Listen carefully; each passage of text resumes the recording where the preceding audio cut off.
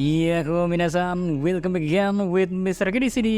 Oke, sebelum Mr. G mulai pembahasannya, jangan lupa like, karena like kalian itu membuat semangat Mr. G menggebu-gebu. Nah, pada kesempatan sekarang ya, berhubung masih panas-panasnya kabar terkait Eustace Kid yang rungkat karena berhadapan sama Shanks, Mr. G jadi berpikir ulang, ya bagaimanapun kita emang nggak sebanding dengan Shanks di segala aspek kekuatan. Apalagi kita lihat sendiri kan, sekali tebas aja langsung musnah. Oke, so di sini Mr. G mau nyajiin 7 karakter yang sepertinya bakal better kalau berhadapan dengan Shanks, alias ya bisa ngasih perlawanan lebih oke daripada Kid. Meski masalah menang dan kalah itu semua tergantung situasi dan kondisi, dan terutama moodnya sih udah aja sih. Jadi siapa aja kan mereka? Langsung aja kita menuju ke kontennya G. Let's go. Number 1, Ziggy the Golden Lion. Oke, nama yang menjadi pembuka pada konten kali ini ya, kita awali dengan nama Ziggy the Golden Lion. Tadinya Mr. K mau masukkan nama-nama kru Rock Pirates lainnya, tapi apa daya selain Ziggy dan Miss Buckle, nampaknya belum ada lagi sisa kru Rock Pirates yang masih eksis di era sekarang. Jadi di antara 2 nama tersisa, memang Ziggy masih menjadi nama yang sangat layak dipertimbangkan. Mungkin kalian masih kebayang-bayang juga sih soal gimana dia bisa dikalahkan sama Luffy di movie-nya, padahal waktu itu pun Luffy belum sekuat sekarang ini. Tapi ingatlah guys, movie di One Piece pada dasarnya cerita di dalamnya gak canon, namun soal karakter beberapa ada yang canon, layaknya Uta. Ziggy juga mengalami kasus yang sama. Nah, jika diulik soal latar belakang Ziggy ini memang cukup mengerikan di masa jayanya ya, Ziggy juga menjadi rival yang sangat-sangat dihormati oleh Goldie Roger.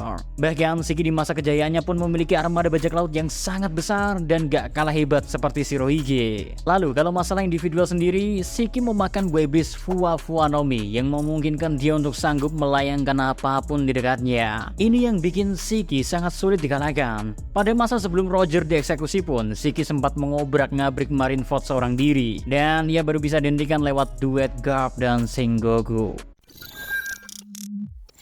Number 2, Monkey D. Garp. Kedua ada Garp. Sama halnya dengan Ziggy, Garp juga merupakan salah satu rival yang sangat dihormati oleh Roger. Terlebih, keduanya juga berada di sisi yang berseberangan. Roger dengan kebebasannya sebagai bajak laut, dan Garp yang sangat berjiwa angkatan laut. Keduanya sempat bekerja sama demi menumbangkan Rock Pirates.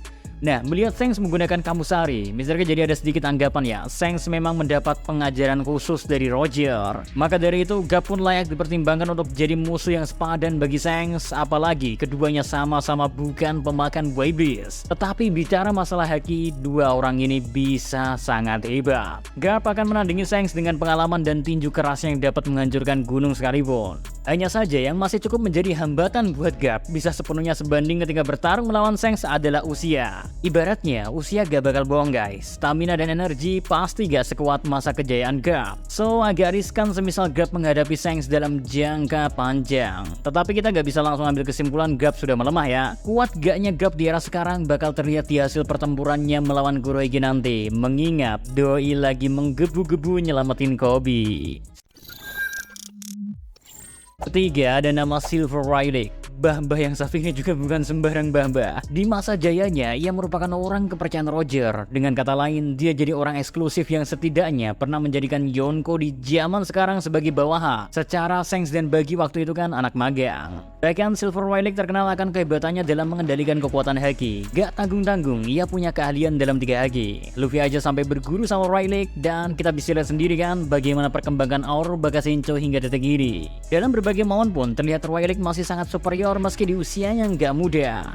Misalnya ya, ia sanggup mengimbangi Kizaru alias Borsalino, pemakan Webe's Pika Pika no Mi. Lalu di momen terakhir kemunculannya pun Riley sukses bikin heboh, lantaran kedatangannya di Amazon Lily bisa membuat Kurohige tak mau mengambil resiko. Tetapi perlu dicatat ya, masalah usia masih jadi hal yang berat bagi Riley. Meski Kurohige kabur, Riley sendiri agak meragukan apakah dirinya sekarang masih sanggup melawan Yonko atau enggak. Keempat ada nama Mihawk. Kalau yang ini sih emang gak perlu diraguin lagi. Mr. K pribadi masih beranggapan semisal dirinya memang si Chibukai terkuat di antara nama-nama lain. Gelar yang dipegangnya aja gak main-main, The Strongest Swordman atau si pendekar pedang terkuat. Zoro aja bukan lawan yang sepadan untuk Mihawk untuk saat ini. Terlebih Mihawk memang terverifikasi sebagai salah satu rival dari Shanks. Keduanya ketika lengan Shanks masih lengkap ya, nyatanya memang sering bertarung satu sama lain. Entah apa yang menjadi alasan keduanya bertarung, namun melihat titel Mihawk serta gimana ia sangat suka musuh yang kuat, sudah sangat wajar Shanks saja ditantang. Terus belum diketahui pasti bagaimana hasil rivalitas kedua orang ini. Namun melihat bagaimana respek besar yang dimiliki dua orang itu semisal bertemu, rasanya gak berlebihan juga kan nyebut mereka memang sama-sama kuat. Mihawk sendiri bukan lawan yang enteng dan gelar yang dipunyainya jelas bukan kaleng-kaleng biasa. Bisa dibilang apa yang kita lihat di Marineford War belum sepenuhnya kemampuan yang Mihawk keluarin. Simpelnya, lihat aja Zoro nih, perkembangannya atur time skip ya, gila banget kan? Ya sedikit banyaknya itu pasti ajaran Mihawk. Sayang rasanya agak sulit melihat pertarungan rivalitas antar Shanks dan Mihawk kembali tersaji guys. Karena sepertinya Mihawk sudah gak tertarik melawan Shanks usai mengetahui apa yang terjadi pada lengan si Akagami ini. Kelima, musuh yang bisa aja sebanding dengan Shanks adalah mereka para petinggi di pemerintahan dunia. Siapa lagi kalau bukan Gorose, beserta sosok yang sangat mereka hormati yaitu Im Sama. Yaps, dua pihak ini akan menjadi lawan yang menarik bukan cuman ketika melawan Shanks, melainkan seluruh armada Akagami Pirates juga jadi sesuatu yang gak kalah menegangkan.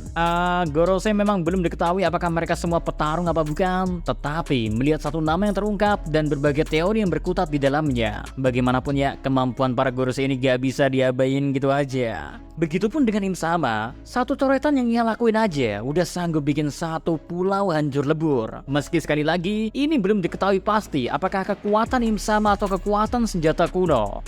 Apapun jawabannya, kekuatan penghancur pulau ini jelas menjadi sesuatu yang sulit untuk dihadapi sekalipun oleh Shanks. Sekarang dua pihak ini belum terindikasi melakukan crash, terlebih Shanks dan Gorose malah pernah dipertemukan dalam suatu obrolan yang terlihat sangat-sangat penting lah. Keenam, Marshal the Brengsek. Jauh-jauh hari sebelum keduanya mendapatkan gelar Yonko, baik Kurohige dan Shanks rupanya pernah bertarung satu sama lainnya. Kalian tahu kan luka Shanks di mata kirinya? Yaps, luka tersebut adalah sisa pertarungan sengitnya melawan Kurohige. Belum jelas bagaimana mereka bisa terlibat dalam pertarungan. Tapi satu hal yang perlu menjadi catatan adalah kala itu Shanks masih mempunyai dua lengan dan Kurohige belum memakan Webless Yami Yaminomi. Senjata yang menjadi andalan Kurohige saat itu pun masih senjata bilah pada kukunya. Bayangin nih, di saat itu aja Shanks bisa diberikan luka yang membekas hingga detik ini. Shanks sendiri menyadari betul gimana ancaman Kurohige ini di masa depan guys. Karena itulah ia sempat memperingatkan Shirohige buat gak melibatkan es. Kita pun bisa lihat sendiri kan gimana akibat dari terabaikannya pesan Shanks itu. Kini baik Shanks maupun Kurohige telah mengalami peningkatan kekuatan. Khususnya Kurohige, ia telah mempunyai dua kemampuan buah iblis yaitu Gura-Gura Nomi dan Yami Yami Nomi. Nah, akan jadi sangat menarik lagi ya kalau Kurohige nantinya bisa melawan sosok yang pernah ia beri luka yang membekas ini. Bahkan pertarungan armada keduanya juga seolah perwujudan armada yang sangat mengandalkan haki dan buah iblis, sehingga tetap mengasih atmosfer yang luar biasa lah. And last, tidak lain tidak bukan, Our Bakasin alias Monkey D. Luffy. Semisal Luffy memang ingin jadi raja bajak laut, dalam situasi apapun ya, cepat atau lambat, dirinya sepertinya kayaknya bakalan bisa aja bertarung melawan Shanks. Terlebih, Shanks dan armadanya sekarang ikut pemburuan One Piece setelah sekian lama. Nah, sebagai sosok yang sama-sama ingin mencapai Laugh Tale, bukan tidak mungkin ya kedua pihak ini harus berhadapan. Shanks sendiri sangat mengagumi Luffy, kelihatan kok dari tindakannya, mulai dari memberi topi jerami hingga terus memantau bounty yang dimiliki oleh Mugiwara. So, pertarungan Luffy dan Shanks selain intens, pasti juga terasa nostalgia kan? Apalagi Luffy udah bener-bener jadi sosok yang sangat tangguh, menguasai ketiga haki sampai menggali kekuatan terbaik buah iblis yang ia miliki, yaitu Sangat Niga. Masih abu-abu juga sih motif Shanks kedepannya ini terhadap Luffy. Namun, andaikan bukan sebagai musuh, tak menutup kemungkinan keduanya mau bertarung untuk menunjukkan siapa yang terkuat. Laugh Tale cuma untuk satu orang deh, alias satu bajak laut lah. So, itu dia guys, deretan nama yang harusnya bisa memberi pertarungan lebih dari Kid, semisal melawan Shanks. Adakah nama lain yang ingin kalian tambahkan? Monggo diskusikan di kolom komentar atau cut-cut aja di komentar. Pasti Mr. K balas lah, mumpung viral kan. Oke, see you next time. Adi Sekarang Melo, stay safe everyone. Salam, Anivedia.